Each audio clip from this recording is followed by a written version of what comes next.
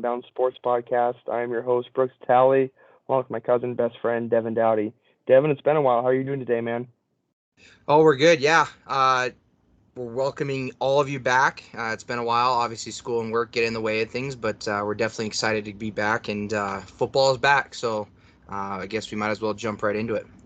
Yeah, absolutely. We got another fun and great sports season to talk about here. So let's get on into it, Dev. Here, I'll just throw my first question at you here. It's the impact of Texas A&M beating Alabama. Obviously, that was a pretty big upset, and it always shakes up the sports world every time we see Alabama lose in football. So what's your biggest takeaway from that? I mean,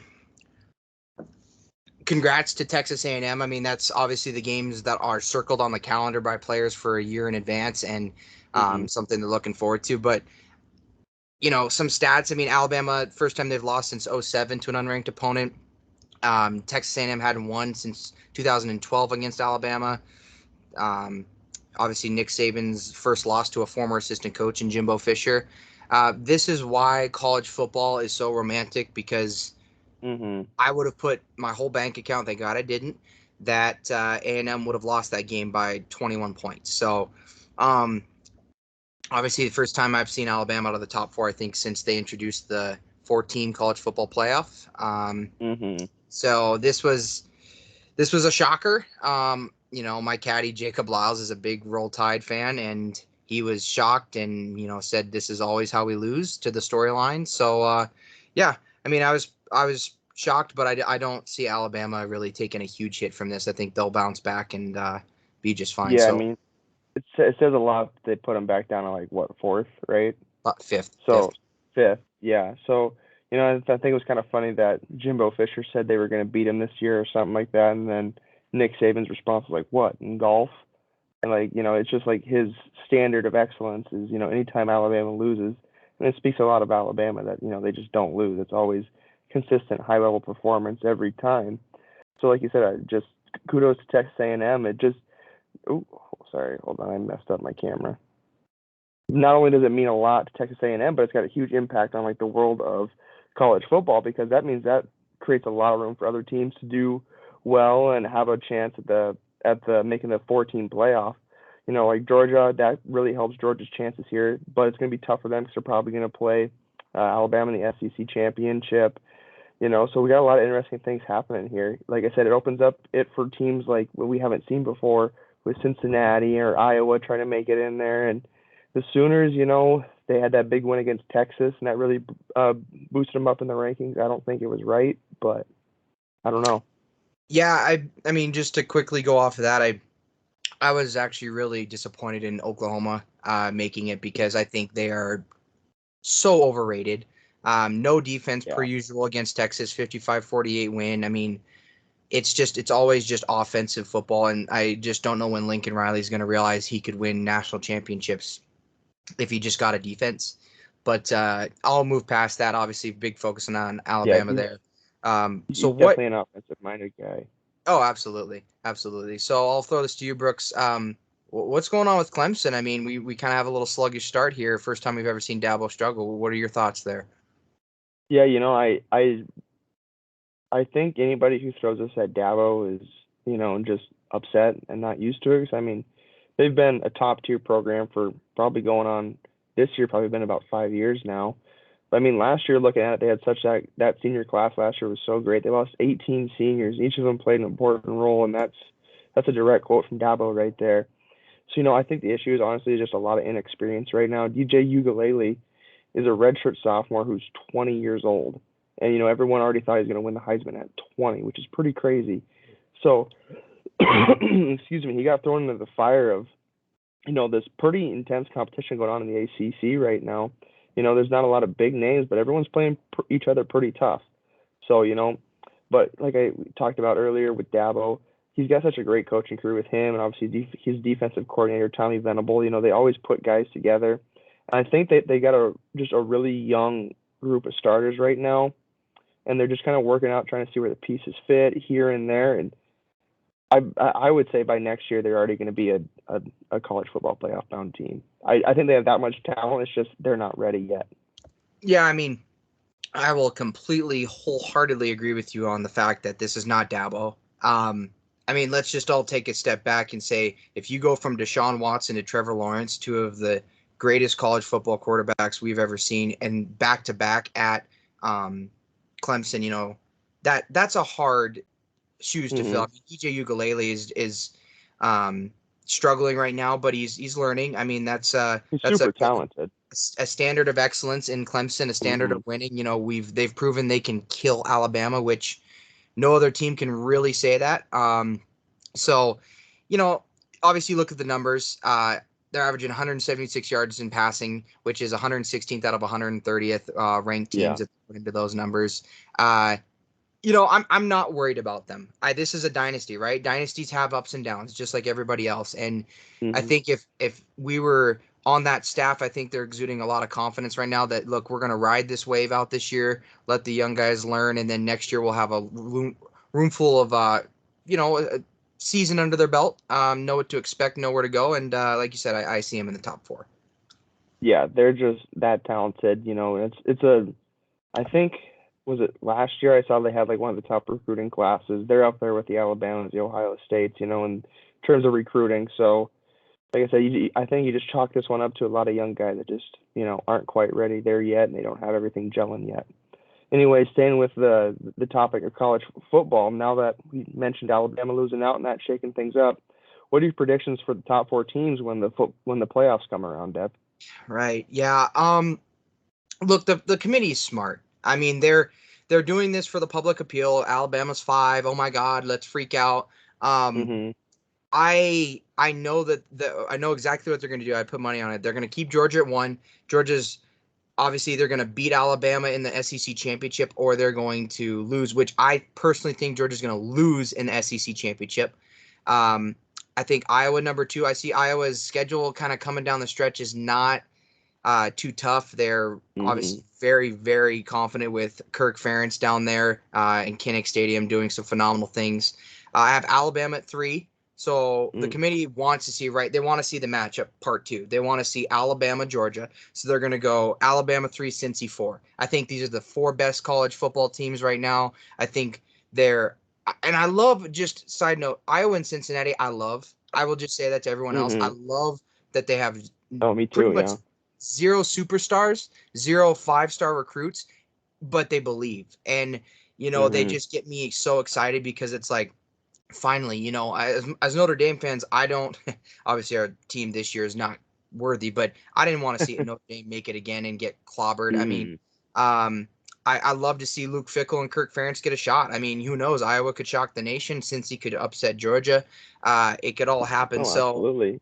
coming Well, around, that's what I yeah. got. So who do you got? That's the cool part about college football, especially this year. It really feels like we're getting a good mix of, because it felt like you could almost book it every single year that was going to be Clemson, Ohio State, Alabama, Notre Dame, and it's been like that for I think maybe it was 3 years now. So it's really kind of refreshing just to see these new teams, and it's awesome for the schools. Get a lot of school spirit going. It helps with recruiting, helps them in the future going forward. But as in terms of my 4 teams, it's kind of funny because yep, yep. So it's not gonna be too different. Georgia's definitely one for me. I just think they're honestly, in my opinion, they're the best team right now. They got Stetson Bennett. He's playing really, really good. He looks really good right now. They're just gelling really, really well. Kirby Smart's a great coach. 2, as you mentioned, Iowa. I think Iowa is just a really solid team with a ton of confidence. They play really aggressive, but then mixes up here a little bit for me. 3, I'll take Cincinnati.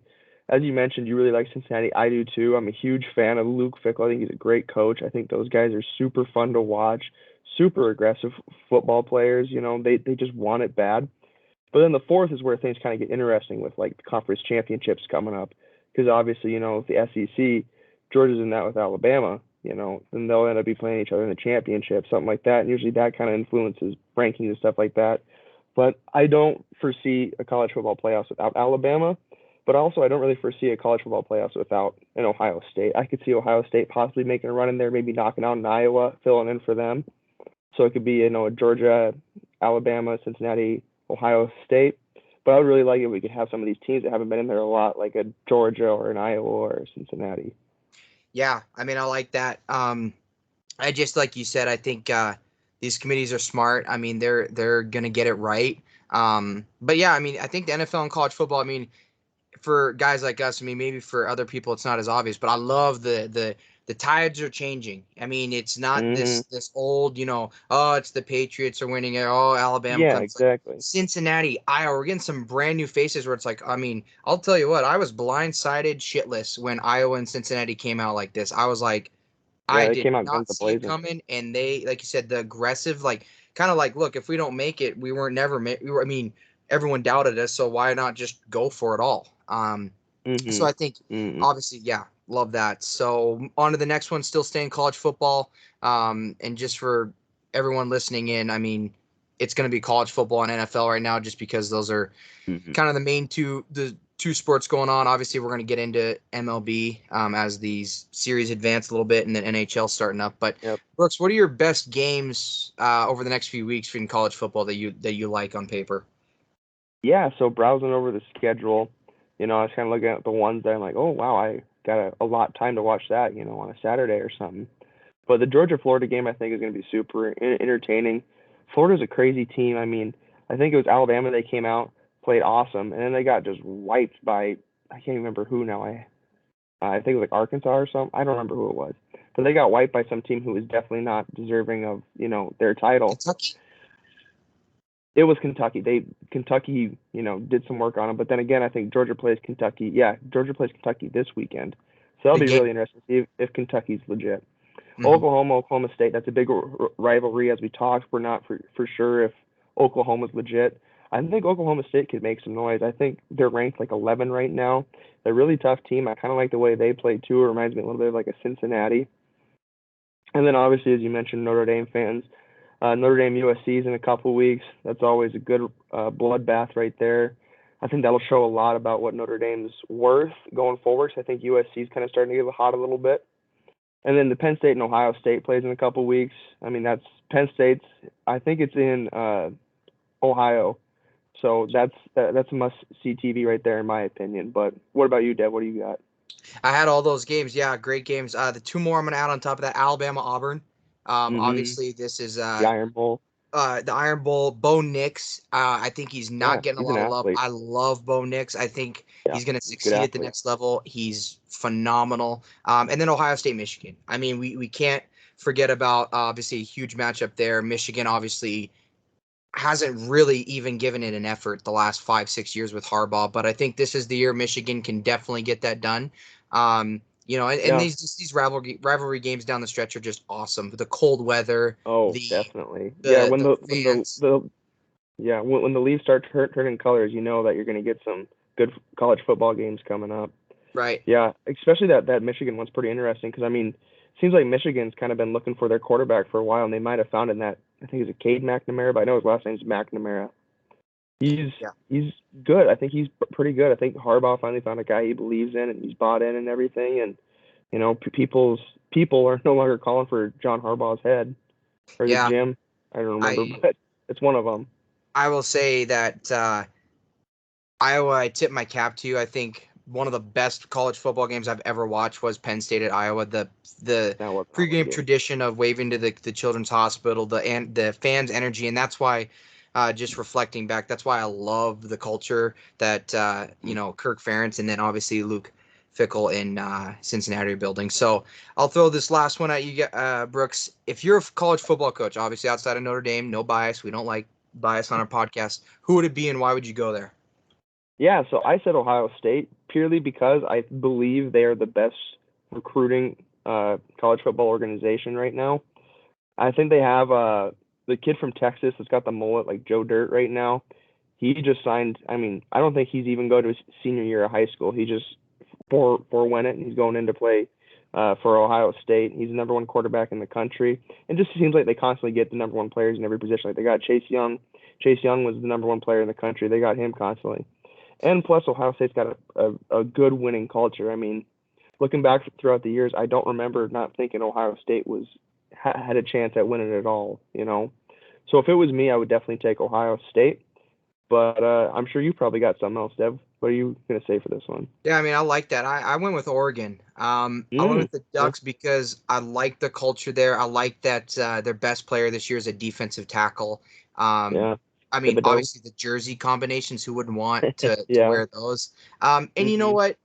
Alabama, Clemson, Georgia, Ohio State, obviously pillars of college football, Yep. and I just think those are like such hard places. The pressure from the boosters and the fans and just the Hmm. school in general is like so much. Whereas you can go to a place like Oregon and you can piece it together and go after a title run, and that's obviously what something that I'd love to be a part of is kind of that little underdog story. I love being that, and then I Definitely. threw in another school, and not because my sister's going there, but Boise State. I mean, They got a great culture. Yeah. a great culture. People love football there. You can get good Mm. recruits. I think Boise State's lacking a little in conference. They got BYU Yeah. obviously in their conference, but I think if they could jump to like the Pac-12 or something, I think that would give them a huge boost there. Yeah, 'cause I mean, in the Mountain West, who's their toughest competition? And looking at maybe is Nevada in the Mountain West, or is it like I know Wyoming is, but Wyoming, Well, I mean, BYU the they best thing just to happen beat to them is Josh BYU on the Allen. road, Yeah, and so BYU is ranked 10. Yeah. So I, I don't know. I mean, kudos to BYU. I didn't watch any of their games, but I mean, I don't know who BYU beat or what they did or who they paid off to be at 10. That's super high for BYU. I mean, absolutely. I I think that was uncalled for.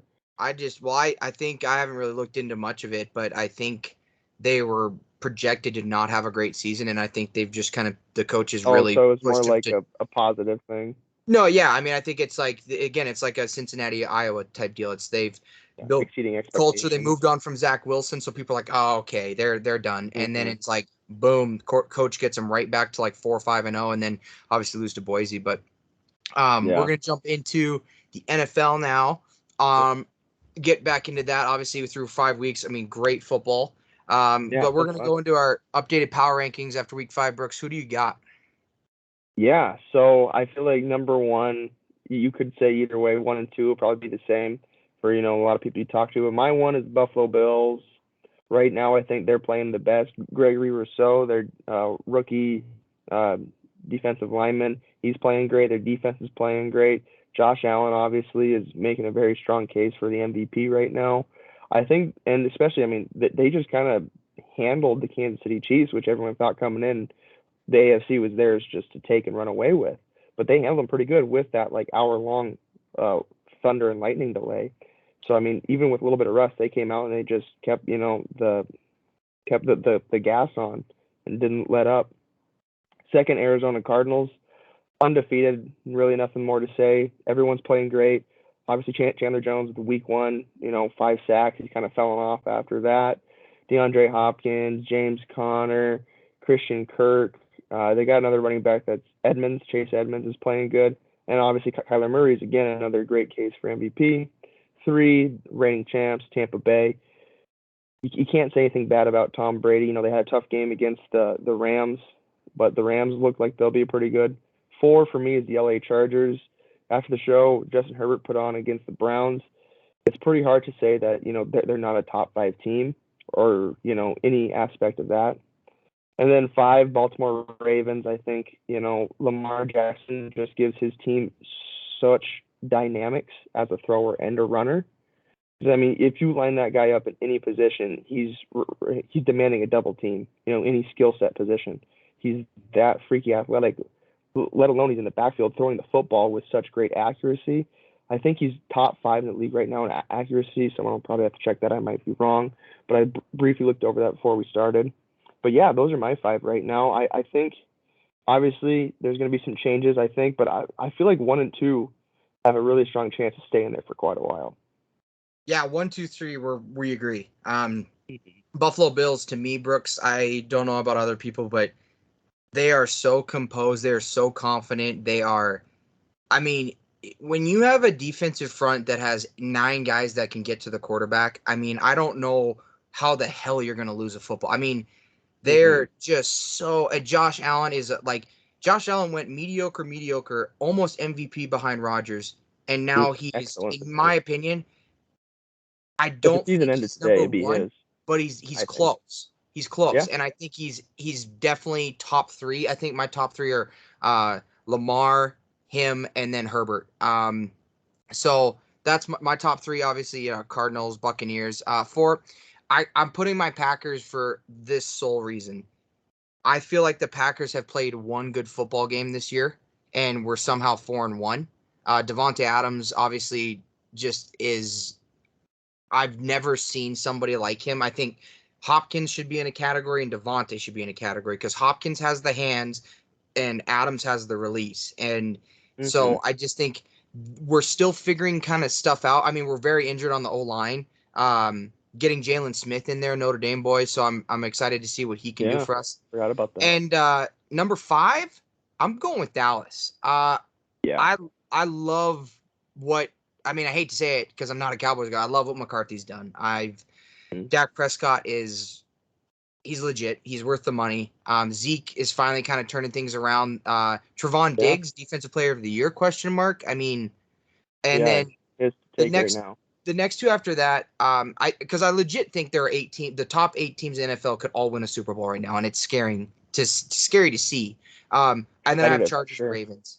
Yep. Obviously, like you said, Herbert, phenomenal. Lamar Jackson, the most injured team in the NFL, and they're 4-1. I mean, the dude Yeah. just Right. put on Monday Night Football, 85% Good point. completion, 500 total yards. So he's literally a running back, a quarterback, and if he had to be a receiver, I feel like he'd somehow figure a way to do it. So, um, Mhm.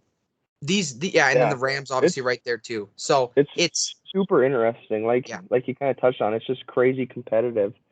But we'll switch tones a little bit here, more to a somber one with the whole situation with Urban Meyer. It's obviously not a great one, but what are your thoughts and opinions on it, Dev? I know it's kind of a touchy one. Yeah. Why is this any of our business? I mean, Yeah. this is his life, and I think as an NFL coach, as a player, that spotlight gets a little brighter for you, and you're very judged. I mean, look, I understand the criticism. He didn't go back with the team. Well, he has family in Ohio. Obviously, being a legend at Hmm. Ohio State, he wanted to see his grandkids, and he went out with some friends for a couple drinks. And I mean, obviously, the video is what the video is. His wife said she didn't even really have too much to say about it. It was kind of just like, well, we're moving forward. Um, Yeah.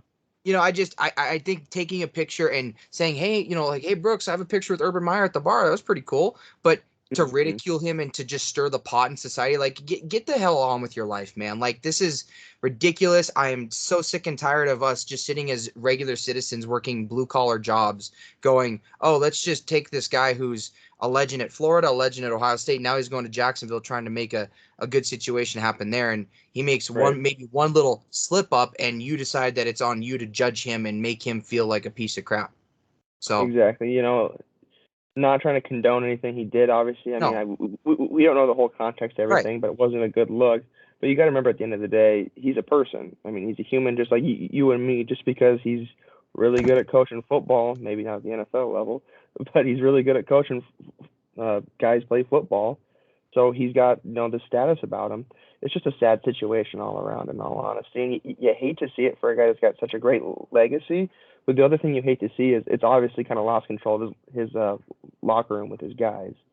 They yeah, don't seem like they respect him very much. They don't respect where he came from. All of his accolades in the college football game hasn't done anything for him in terms of the NFL. So it's just a sad situation all around. And moving from there to another sad situation that we got going on. Thoughts and opinion on John Gruden blockbuster thing that happened just within the last few days? um, I again, like I'll say before, I don't condone anything. Um, Hmm. I got one word. It's wow. I mean, Yeah. have we really come this far as a society, Brooks? I mean, it's a 10-year-old email thread. Yeah. I again, words are words. I get it. He should not. I will say this: John Gruden should have never sent it via email to Oh yeah. Washington football executives. Never, ever, ever, ever, ever. But I mean, if you look at the details, my thoughts and opinions are okay. Yeah, he might have used some offensive language, but Hmm. no way in hell are his comments toward DeMaurice Smith racist. I mean, he would have Hmm. said that if he was white, black, Latino, whatever race he would have been. I Right. think Mike Tirico on Sunday Night Football, at the halftime show, he had a very heartfelt, sentimental, like John Gruden was a phenomenal man. I never once thought he was a racist. I never once thought he was against anyone for anything. Um, Right. so to see the Randy Moss crying on Sunday NFL Countdown. I mean, are you kidding me, Randy? Like, you're a perfect Yeah. human being who's done an upstanding citizen. Like, okay, whatever. The Bucks removing him from the Ring of Honor, blasphemous. I just think we're getting too soft. I mean, I really do. I'm not, like I said, I'm not condoning actions. I'm not supporting Gruden, but Hmm. I'm getting his back a little bit and saying, let the guy breathe a little. I mean, it was 10 years ago. Why wasn't it taken care of then? Why wasn't this an issue then? Right. Why is it an issue now? It's the same thing when a kid gets drafted and we dig through his Twitter and go, oh my God, look at this racist tweet he said 8 years ago. It's like, oh my God. I mean, I don't know what you think, but that's just me. Yeah, we said a long time ago we try to avoid politics, and every day it seems like it's harder and harder to avoid politics with sports and everything that happens. But with all that set aside, I think it's just really sad to see one of the most iconic faces in the pro football realm go down this way. It's not a good look for anybody. I don't care what you believe or what you think. It's not a great look for anybody. Yeah, it was his private stuff and his private emails and everything, and it's just a sad situation overall. And like I said, anybody who knows me knows the team I hate the most is probably the Raiders. I absolutely hate them, but I deep down don't believe, despite the things, I heard Keyshawn Johnson say he always thought of him as like a used car salesman. Deep down, I don't believe John Gruden is that kind of person because I don't think he would have Carl Nassib, the first openly gay active player in the NFL, basically be starting for him if he really felt that way.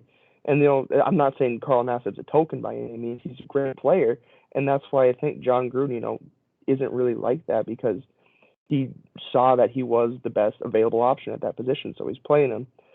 So I don't know. It's just an ugly situation. I'm just sad to see such a great figure in football and all the accolades he's done just be washed away because of some stupid stuff he said a long time ago. But like you said, words are words, and sometimes you got to pay the price for what you say. Yeah. I mean, like I said, I mean, it is, and there's nothing we can control. I mean, it's been No, handled. yeah. He resigned, but I'm just sad because now him and his family are going to go out in public, or they're going to be, and people are going Hmm. to look at him like that. They're not going to look at him for saving a franchise in Tampa Bay, for coming into the Raiders' ugly situation and a move to Las Vegas and making it phenomenal. Um, Yeah. I think it's a mix of two. I mean, John Gruden said I wasn't in the right state of mind. He didn't remember what was said, but he apologized, and I think that was what Dungy on Sunday Night Football. I think they Right. all said it really good, which was, Tony's like he apologized. We take his word for it. We move forward. Mike Tirico Yeah. wasn't gonna sit there for show and say what he said. It's like obviously, like you Yeah. said, I think John I Gruden. I saw that too, and it felt very sincere by Tirico. Yeah, I think it was sincere, but obviously we'll Yeah. move on from that. All I will say this: I am praying for the Gruden family as well as the Meyer family. I really hope that they can Hmm. find some peace in this and that people can move forward and we can let them and have a decent life at least, and not having to be having this hung over their head because we are humans. So, uh, moving on. So, who are your overrated and your underrated teams right now? Yeah, this is a much more fun topic I'd rather talk about. Yeah, absolutely. Uh, yeah, so for overrated, I'll probably get some hate on this one, but I really think the Los Angeles Rams, for how much star power they have and Cooper Kupp being such a breakout player that he is this year, a lot of inconsistency we see with them both on offense and defense. A lot of issues in the red zone, a little bit of issues with turnovers.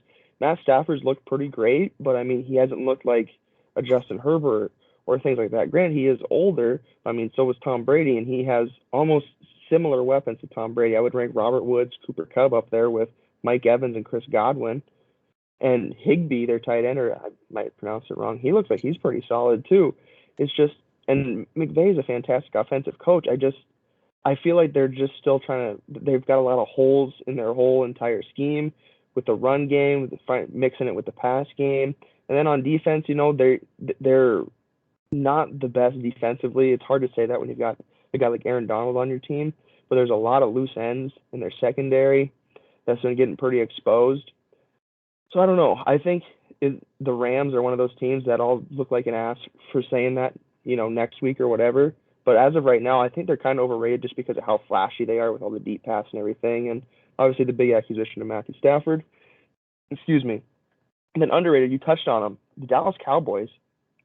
For once in my life, And maybe I'm just listening to like just the total opposite, channels and sports talk and everything. I really haven't heard them talked about that much. And they really are a really good team right now. Like you said, Trevon Diggs is looking like he's Defensive Player of the Year. He's really answered a lot of questions about their sketchy secondary they've had for a long time. And then linebackers are solid. They get a lot of solid play out of Micah Parsons, who's a Swiss Army knife. And Dak is playing great. You love to see that after the big injury. But I think the biggest thing is, for some reason, Kellen Moore just flipped the switch in his head, and he decided they are going to run the football with Zeke. And that just, all of a sudden, it just like the floodgates opened. And the Dallas Cowboys that we all thought we would see last year and the year before were unleashed. And it's been kind of interesting. I really could care less about the Cowboys, but it's kind of cool to see like the potential come to fruition, I guess.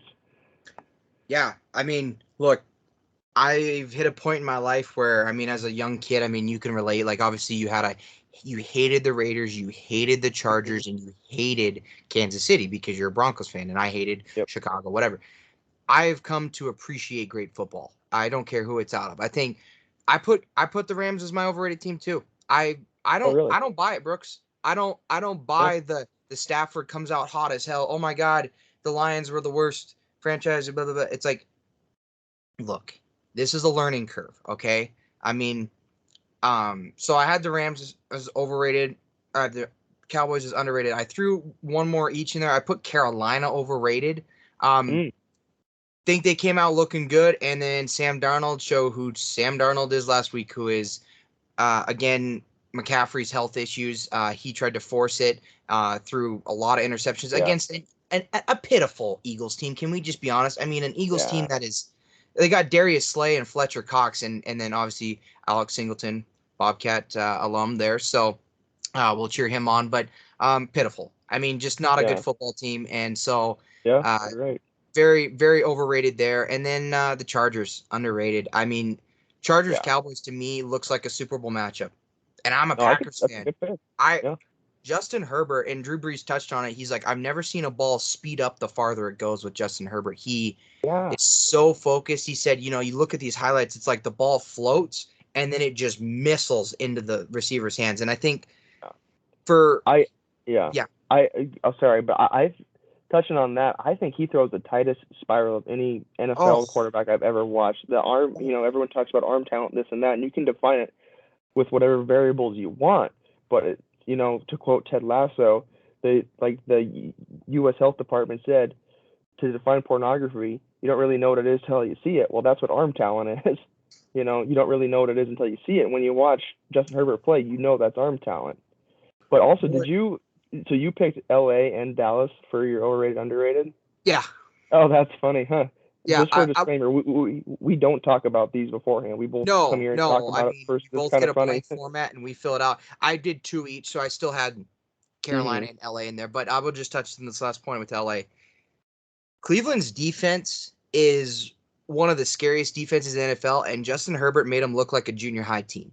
Oh Um, yeah, read it. I mean, just Mike Williams, slice and dice, Austin Eckler, no like problem. It was like this dude is Hmm. just he's so confident and he's started 21 games. And you look at like he's not turning the ball over. He is a high completion percentage. And that God, I'm blanking on the new head coach's name, but he's figured it out, which is it's kind of Herbert. I'm not comparing him to Tom Brady. Everyone calm down. But basically, he's one of those quarterbacks now that you can hand the reins to and let him kind of ride the ship of the offense and sit back and kind of let him do his little flair because that offense, man, that whole team, but especially the offense, they are gelling. They are celebrating together. They are a unit. Um, so we're gonna kind of shift into probably that same guy, but MVP rankings. What do you got? Yeah, and they're not too far off from my top five rankings. I kind of think that is how it goes with the NFL too. Whatever team's doing the best, their best player usually gets it.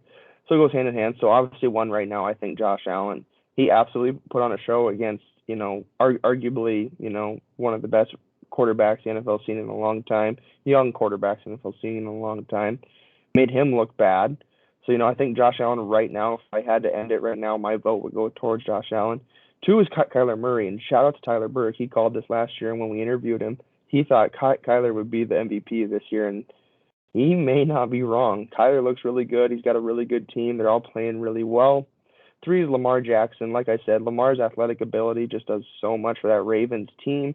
Like you said, and they're probably the most injured team in the NFL.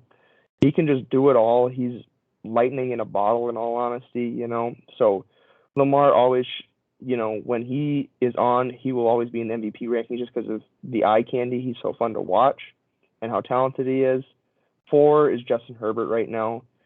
He's young, and his first couple games he played pretty good, but that game against Cleveland, he just destroyed and, put on a show. So it'll be interesting. I think he'll definitely move up those rankings the more he plays if he continues to play like that. And five, I kind of threw this one in here for just a devil's advocate point is Matthew Stafford is because the Los Angeles Rams we're seeing now are so much more different than the Los Angeles Rams we were seeing with Jared Goff.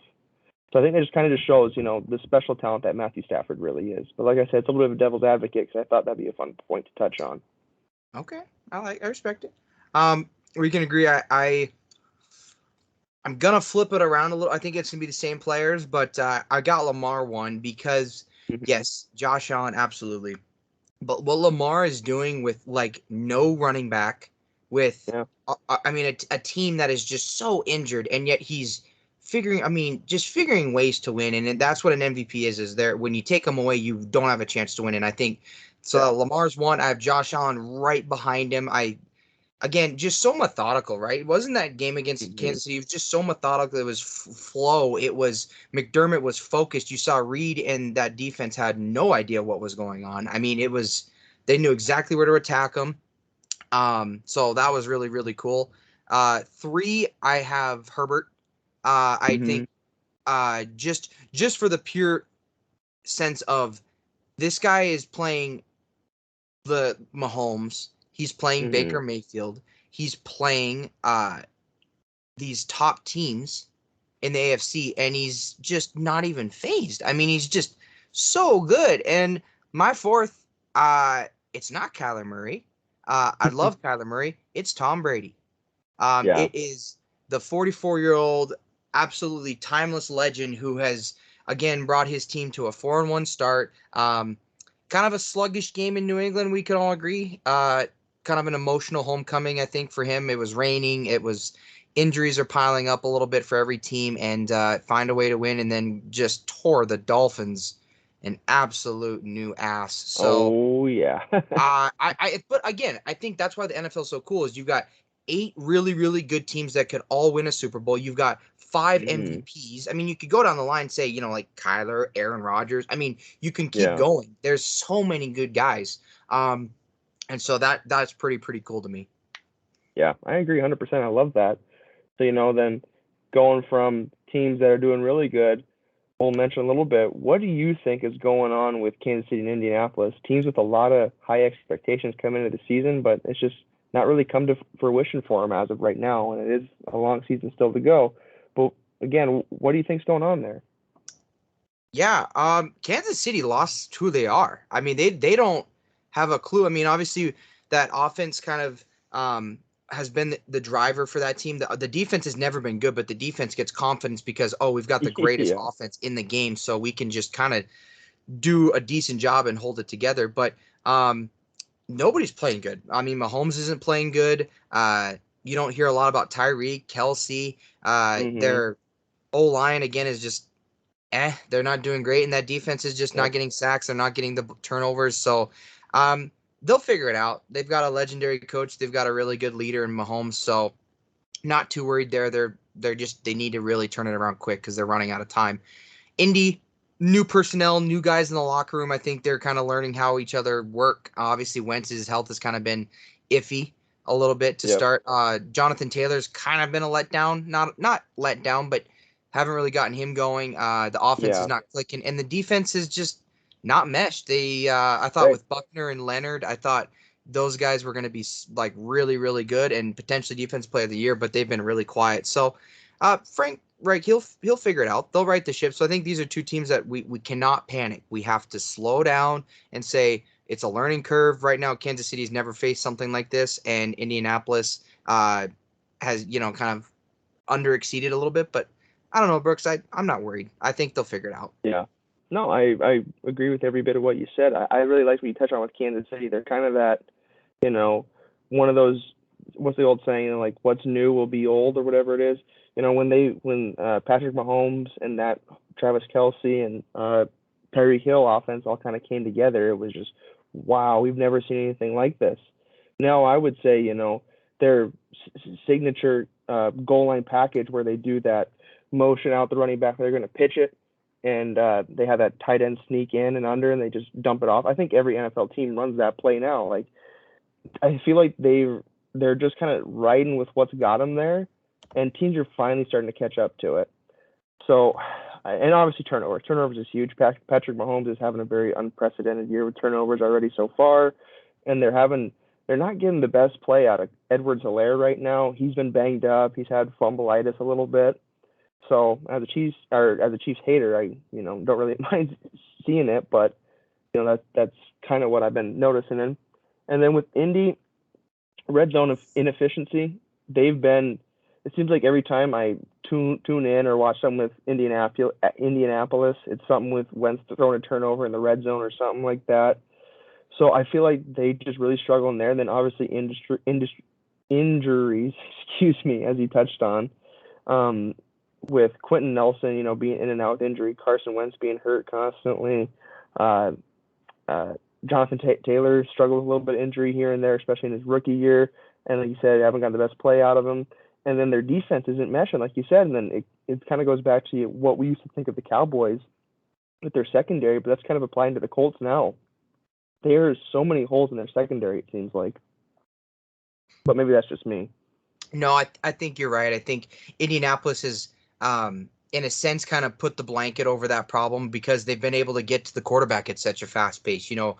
Leonard and Buckner and that whole, linebacker and front four have been so good. So when they're not getting to him, quarterbacks are just heyday because there's no speed. So, they'll figure it out. I mean, Yeah. they've got the right coaches. So we'll move Especially on here. Kansas City. Yeah, exactly. If you had the number one overall pick, all-time NFL draft, who are you taking? And just for context for everyone listening, all of the players will be in the first year of their prime, and they will last at least 10 years. The floor is yours. I will sign the card right now without a moment of hesitation. It's Tom Brady, without a doubt. The greatest leader, the greatest mind, the greatest player ever in the sport of football. Why would you not take him, especially if he's in his prime? It's a no doubt for me. I think Tom Brady's the type of guy that he doesn't look like he can do it all, but he can do it all in terms of leading a team, getting guys to come in, getting guys to be bought in, getting guys to perform their best. And I feel like that is the most untalked about aspect of Tom Brady is how the production he gets out of the guys that play with him. So I feel like if you draft Tom Brady number one overall, you're going to have a great team because he'll just bring out the best in them. Could have said it better myself. When you have the opportunity to get the GOAT, you get the GOAT. Greatest, yeah. I will say this. Tom Brady's not the greatest football player of all time. Tom Brady's the greatest champion that I think I've ever witnessed.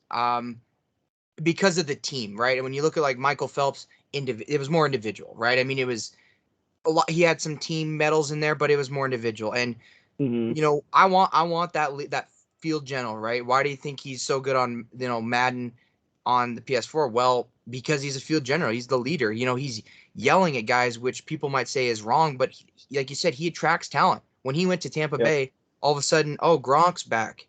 They got Antonio Brown. They got all these guys, and all of a sudden you're like, whoa, we look around like this is crazy. So, and not only that, he has shown, I mean, he's on year 22. Like, I'm not going to just get Tom Brady for a prime for a decade. I'm going to get Tom Brady for prime maybe 20, 25 years. So I'll take that. I mean, if I take Reggie White, Lawrence Taylor, Jim Brown, Jerry Rice, any of those guys, 10 years is like cap. I mean, that's like the max they're going to give me. So that's kind of it for the NFL segment there. So we're going to go into our best for last. We're gonna so first of all, we're gotta throw golf in there. Are you kidding me? You're a golf pro. Brooks, what did you like about the Ryder Cup, and what do you think the future is for the USA team moving forward? What do I like in the Ryder Cup, as in the aspect of the tournament, or like what did I like from what I see in it, or any Kind aspect of of it? whatever you're thinking. What do you like? Yeah, What are you seeing? What? I think it's just great, mainly just to see the amount of talent the U.S. has in golf, because golf is not a sport that originated whatsoever in the U.S. It was definitely immigrated here, and it seems like we've got a pretty good grasp on it with such a great young talent, Justin Thomas, obviously Bryson DeChambeau, Brooks Koepka, Harry English. He's showing he's a pretty dang good player. Tony Finau, Xander Schauffele looks really good, Olympic gold medalist. So I mean, it's kind of cool to see America really stake its claim in the sport of golf, especially with the Ryder Cup against England, which is golf, where golf is from. It's the hometown meat and potatoes of golf is in England. Yeah, I mean, obviously before this Ryder Cup win, Europe had taken 7 of the last 9. So really, the whole 2000s, Europe dominated this tournament. Sergio Garcia, Hmm. guys, legends from Europe who have done a phenomenal job. But let's just remember this, like you said, that age factor. 10 of the 12 USA guys are under the age of 30. So you look at that, like DJ was our oldest player at 37. I think Brooks was 30. So he was the kind of like in that The old old part. category. But I Yeah. will say this to anyone who wants to ask, in 2 years, when we go to Rome, I would not be a damn bit surprised if those 12 guys are the same team going. And they might grab Stricker again as captain, because what that team did, I mean, I will say this. I had thought we had no chance. I thought we were going to get dominated. And Hmm. to do what we did in that fashion was just, it chokes me up a little, because it was like, that is what is about to see Bryson and Brooks come together as teammates, to see just it all, right, like you said, that just that magical moment, it all came to fruition and it was ours, and just awesome. So I'll just keep Absolutely, it there, because I'm absolutely. sure everyone's like, oh, golf's boring. So I'll move on. Brooks, who you got? Picks of the week, NFL. Yeah. So I got. I'll just pick a couple here because I got some sports bets I want to talk about. But I got Tampa Bay over the Eagles. I got it here on my phone. I got Los Angeles over Giants. I got Chiefs over football team. I've got Browns over Cardinals. I've got Jags over Dolphins, and I've got Vikings over Panthers. And then in terms of sports bets this week, I'm taking Oklahoma at a plus 5.5 spread against Texas. I think that's Oklahoma State. Excuse me. I think that's a game Oklahoma State wins. I think Oklahoma State's kind of rolling. I really like their culture. And Texas coming off that really tough loss. I don't know if they've got it in them to bounce back. So I'm taking Oklahoma State plus 5.5. And then I like the 45.5 points over the spread for the Cardinals and Browns game. I think that one's a total shootout. I just imagine that one's going to be a lot like the Chargers Browns game. And then for my other bet, I'm taking the Packers at a -3.5 spread over the Bears. I think they blow them out. So those are my bets for the week. Yeah, I'll kind of give you my dogs of the week. I'm just gonna keep it pretty light with 3. I like the Chargers on the road in Baltimore at +3. I think this is a really tough game for Lamar. I'm not Yeah, doubting Lamar, but again, with all those injuries, I think it's just too much for the Ravens to overcome there. Flipping it over, probably my game of the week, in my opinion, Arizona +2.5 versus Cleveland. I think this is a shootout. I think that is a bet I'm not confident in, because I can see either team just going yeah, with it. that's So love that game. And then my last one, people bet on Washington, bet against Kansas City this week at hmm, +7, because Taylor Heineke's sensible. looking good. They've Yeah, proven they can come from behind. Obviously, Terry McLaurin, probably the most underrated player in the NFL. Scary Terry. So I like it. I think, like we said, Kansas City doesn't know who they are, and I think Washington. I'm a little disappointed in the defense. I think they've Chase Young and that crew has not done what I think they can do. But overall, I think Ron Rivera likes where they're at, and I think they have a lot of confidence going into that. So that's are my 3. And I'm gonna flip it over to Brooks here on our last little segment of the night. Your worst bets of the week, and then your best bets of the week. Hit me with it. yeah. So my definitely best bets were that Oklahoma 5.5. That one I think is I really do believe that Oklahoma's going to win that game. And then for my worst is I've got right here. Hold on, sorry, it's on my phone again. I forgot to put it in there. is the Cal Golden Bears are at a 13.5 point spread positive against the Oregon Ducks. I think that's a close game. From what I've been seeing and reading about Cal, they're not that bad of a team. And Oregon's kind of been struggling with some injuries here and there. So, I would watch out for that one. I guess that's what I got for you. What about you? I like the college football emphasis for you. That's right. That just love that. I got three bad ones, three good ones this week. I kind of touched on it. Worst bets: Ravens -3. I mean, look, this is too many injuries. You're going up against a team that has a potential MVP that is starting to creep up the NFL power rankings, that is really starting to figure out who they are, and that is not a team you want to face. I can tell you that. Ravens -3. Hear me out. I don't like the Browns at -2.5. I just I can see it happening, but I think after, I think the last week to the Chargers was just a big gut punch, because when you put up 42 points in the NFL, you should win every single time. And instead there's 6 touchdowns scored in the fourth quarter and you lose, and you're looking around like, I think Cleveland still got confidence, but I think they're going to question their identity a little this week. I think they're going to, and think the Cardinals know this is a big game, and they're going to come in there, I think, motivated. Another one, Carolina +1 against the Vikings. No, Vikings just came off a good win. I think they're gonna hold down the fort against Carolina. I don't think McCaffrey's healthy, so he won't be back. So don't like that. Flip it over. Best bets. Mahomes over in the passing yards. I don't care what the line is, just bet the over. I think this is the week he comes back, kind of shows you, here's why I can win Super Bowls. That being said, this could be, like I said, I put Washington +7, but this could be a Kansas City just absolutely demolishing. The Chargers money line, I like it. I mean, you don't even have to take the spread, just Chargers money line. And then the Packers money line. You can even take the spread at -3.5. Look, Bears, obviously a good win against the Raiders, but they're not. They're throwing the ball at a rate that Clemson is, right? They're throwing it for like less than 200 yards a game. Defense stepped up huge against the Raiders. I think, just with the I think the Packers are. I love that we're not getting talked about because we haven't been playing our best football. But I don't know. Kind of just to end it, what were your thoughts on that Cincy Green Bay ending last week? I mean, you talk about wild roller coaster.